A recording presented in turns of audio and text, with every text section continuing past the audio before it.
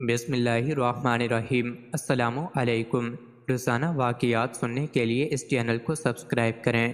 ایک مرتبہ حضرت عبداللہ بن مسعود رضی اللہ عنہ پروقار اور پرسکون انداز میں بیٹھے تھے۔ آپ رضی اللہ عنہ کے ارد گرد صحابہ و تابعین رضوان اللہ اجمعین کی ایک جماعت بیٹھی ہوئی تھی۔ آپ رضی اللہ عنہ لوگوں کو نادر اور انوکھے واقعات سنا رہے تھے۔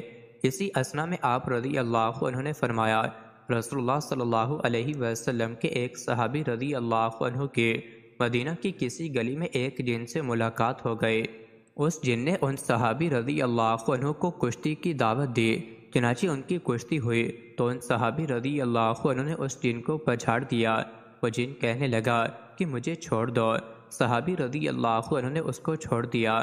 پھر اس جن نے دوبارہ کہا کہ اب دوبارہ کشتی ہو جائے۔ چنانچہ پھر ان میں کشتی ہوئی تو صحابی رضی اللہ عنہ نے اس جن کو زور سے پٹخ دیا اور اس کے سینے پر چڑھ کر بیٹھ گئے۔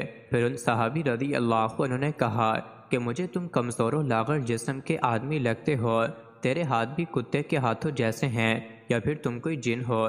جن نے کہا، ہاں خدا کی قسم میں جنوں میں سے ہوں۔ صحابی رضی اللہ عنہ نے فرمایا کہ میں تمہیں اس وقت تک چھوڑنے کا نہیں جب تک تم مجھے وہ دعا نہیں بتا دو گے جس کے ذریعے ہم تمہارے اثر سے محفوظ رہ سکیں۔ اس جن نے کہا کہ وہ آیت الکرسی ہے۔ کسی نے حضرت ابن مسعود رضی اللہ عنہ سے پوچھا کہ وہ صحابی رضی اللہ عنہ کون شخص تھے؟ انہوں نے فرمایا کہ ایسا صحابی عمر رضی اللہ عنہ کے سوا اور کون ہو سکتا ہے۔ ایک مرتبہ جبلہ بن احم غسانی نے واسق نامی شخص کو حضرت عمر رضی اللہ عنہ کو قتل کرنے کے لیے مدینہ روانہ کیا۔ واسق جب مدینہ منورہ آیا تو حضرت عمر رضی اللہ عنہ دوپہر کے وقت ایک باغ میں کھجور کے نیچے چٹائی پر سوئے ہوئے تھے۔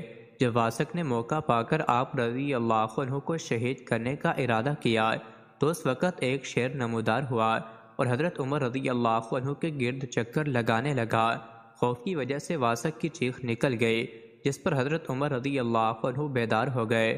شیر تو اسی وقت غائب ہو گیا، مگر واسق دہشت زدہ ہو کر حضرت عمر رضی اللہ عنہ کے پاؤں پر گر پڑا اور معافی مانگ کر مسلمان ہو گیا۔